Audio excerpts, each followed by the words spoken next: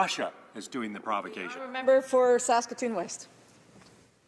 Thank you, Madam Speaker, and I'm welcoming the opportunity to revisit the important issue of pay equity for Canadian working women.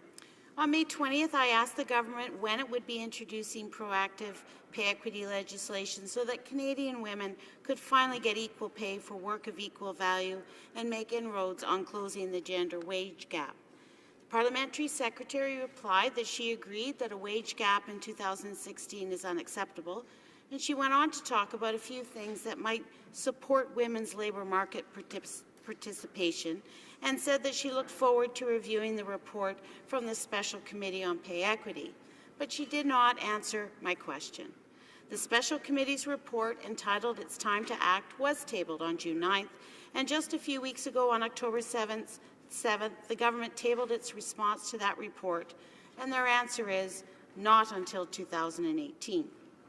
Despite the urgency that the report's title seems to suggest, the Minister and this government don't think it's problematic and shameful to ask Canadian women to wait at least another 2 years for what is their fundamental human right, equal pay for work of equal value. Madam Speaker, the Prime Minister calls himself a feminist and he boasts about a gender-balanced cabinet, but talk is cheap. When it comes to walking the walk, it seems that this government is not quite as feminist as they like to say they are. The so-called gender parity cabinet includes 5 women, no men, who are junior ministers. They joined with the Conservatives to vote down a bill that would have helped level the playing field and removed barriers, systemic barriers, for women candidates, and now they are shamelessly kicking the can on pay equity.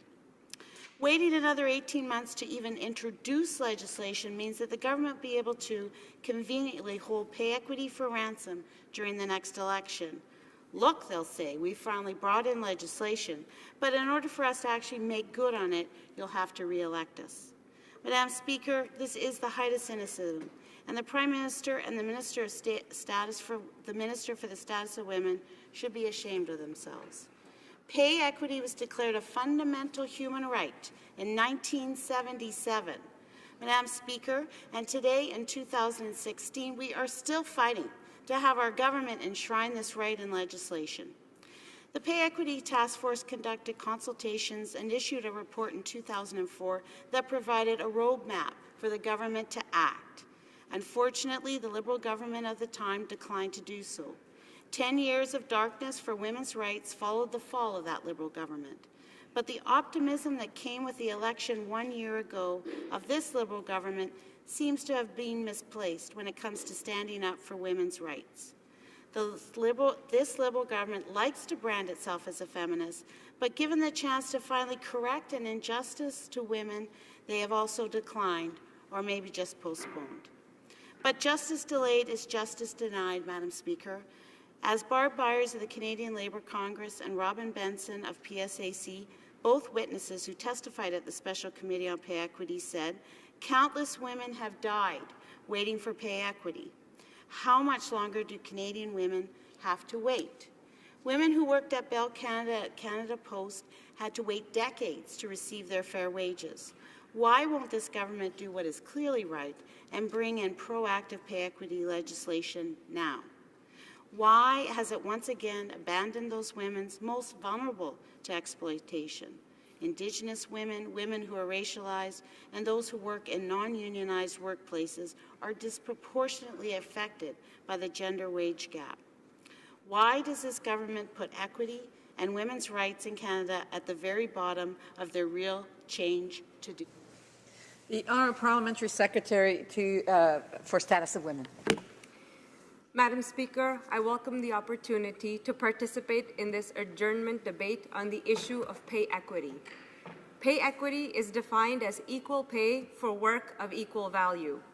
It means that jobs are evaluated on their skill, effort, responsibility, and working conditions, and can be compared for their value in the workplace.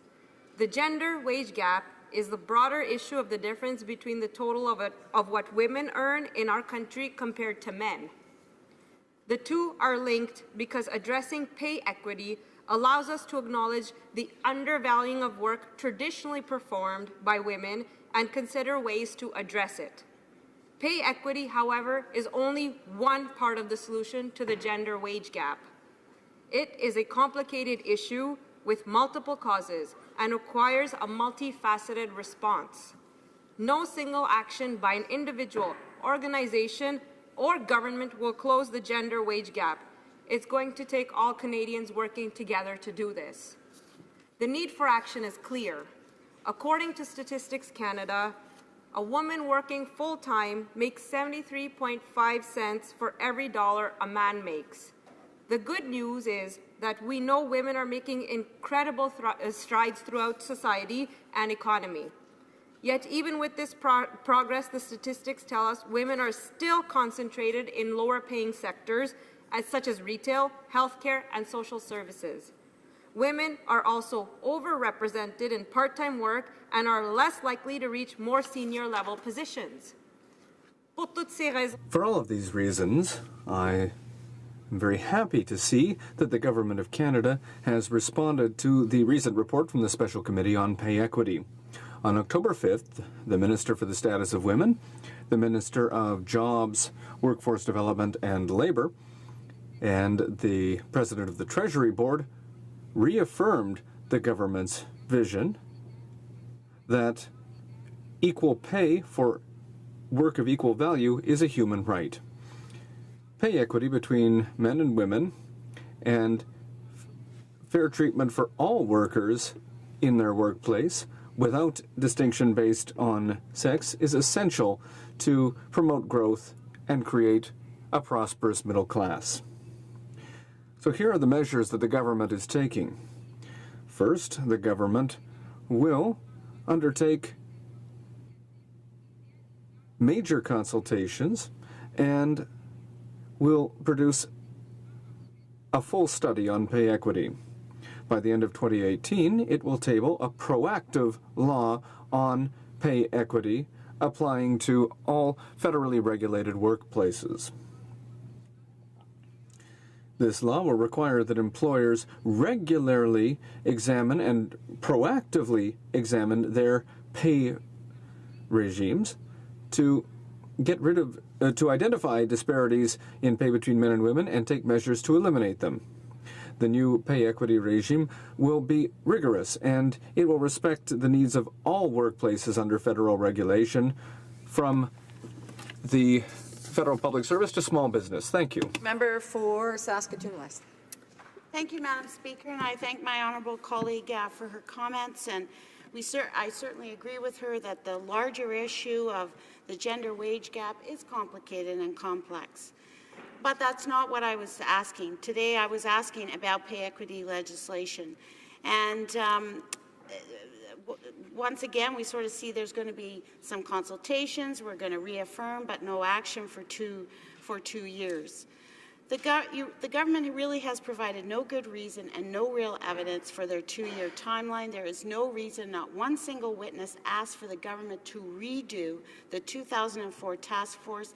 It was told to us by witness after witness that that report is still relevant today. It is one of the best pay equity task force reports done in the world. There are no excuses for the government not to move forward. As I said, there was not one single witness that recommended delaying the introduction of pay equity legislation. So I ask the government again, why are you delaying the implementation of the legislation? Just